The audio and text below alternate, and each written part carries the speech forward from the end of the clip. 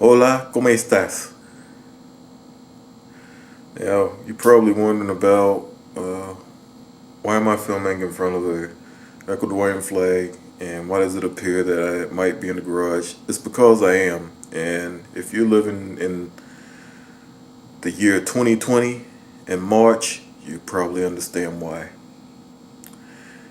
But that's neither here nor there.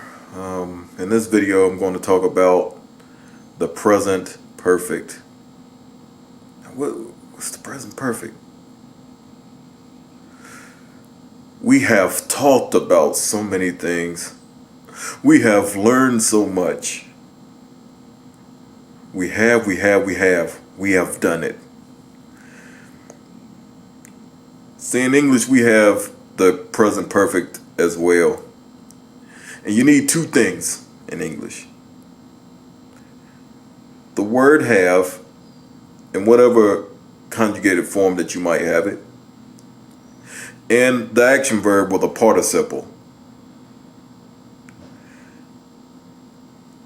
So if I said, I have walked,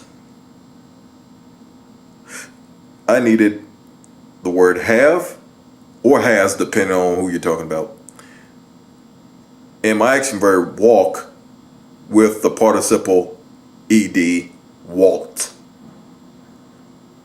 Those things make up the present perfect in English. And of course, this is a video about Spanish grammar and the present perfect in Spanish. So let me talk about that. The first thing you're going to notice about the present perfect in Spanish is that our have here, haber, is going to take on several different forms depending on who has done something. A lot like any other conjugation. So let me start out with our different forms for haber in the present perfect. A, I have. As, you have. A, he or she has. Also, you have if you're using usted. Hemos, we have.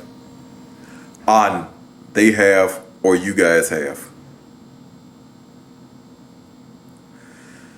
So in Spanish, you're going to have one of two regular participles, the version of the English ed, as in walked, talked, etc., etc. Those are ado for AR verbs and ido for ER and IR verbs. So I'll give you a quick example of two regular present perfect conjugations. Let's use hablar, which means to speak. This is a favorite of mine to use as an example. And let's say my mother asked me if I've spoken with somebody at financial aid somewhere at the college that I'm attending. And I say, sí, yo he hablado con los funcionarios en la ayuda financiera. Okay. Funcionarios is kind of a strong word there to use, but you know, whatever, they make the thing function, right? And funcionario really usually pertains to some sort of public office. So yeah, I used it in kind of a weird context there, but forgive me. Anyway, we're going to focus on he hablado. All right, so got two things there. My yo form of haber, I have, and hablado, our participle. We have hablar as the root of that participle, and then we have ado at the end, since hablar is an AR verb. Now I'm going to use another favorite of mine, comer, to eat. And I think it's a favorite of yours too. I believe we all like to eat from time to time, so we're not hungry. Yo he comido 5 veces en 2 horas. So I've eaten 5 times in 2 hours. I'm a very hungry person. So let's look at he comido. As you've already heard before with my example of he hablado, I'm using I have, and I'm using ido as my participle because comer is an ER verb. So as a quick recap, regular present perfect participles are ado for AR verbs and ido for ER and IR verbs.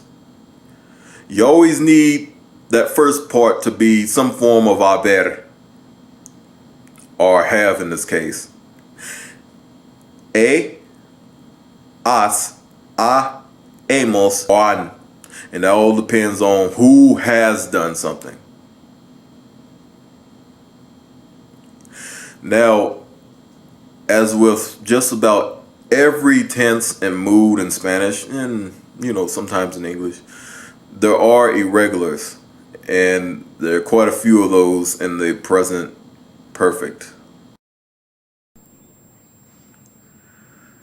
Now, just like any other tense or mood, what you're going to find with the present perfect is that there are quite a few irregular forms. Now, thankfully, that doesn't happen with the haber part of the present perfect. It happens with our participles. For example, morir, to die, you use muerto, not morido, but muerto.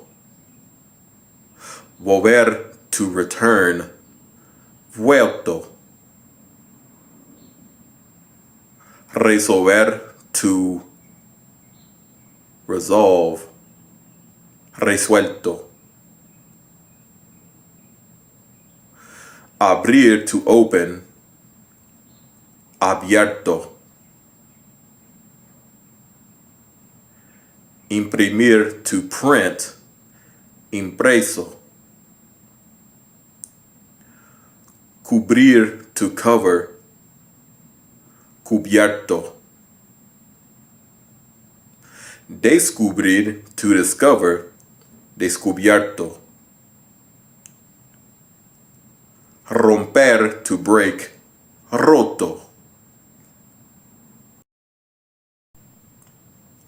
Hacer, to do or to make, hecho.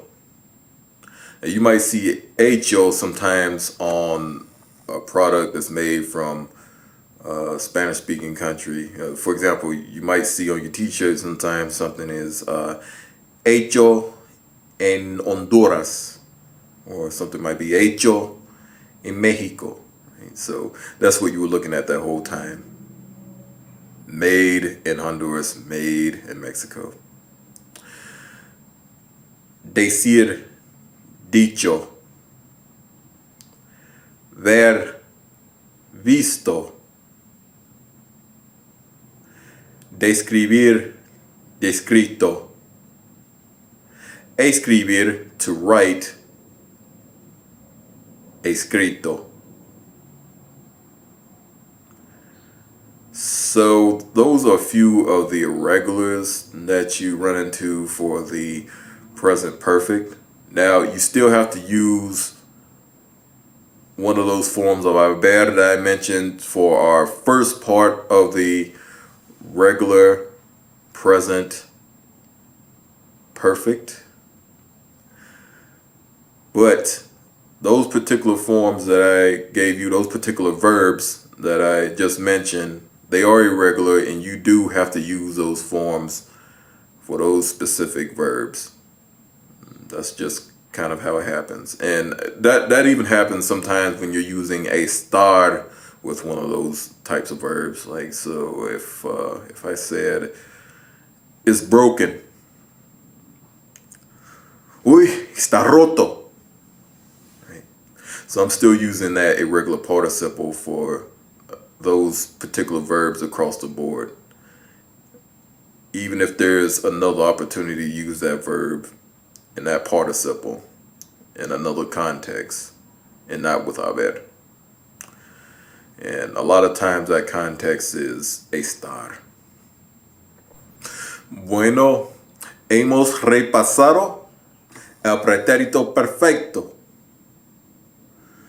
We've gone ahead and gone through everything that we need for the present perfect. Now, give it a shot, practice a little bit, y nos vemos el próximo video. Adiós.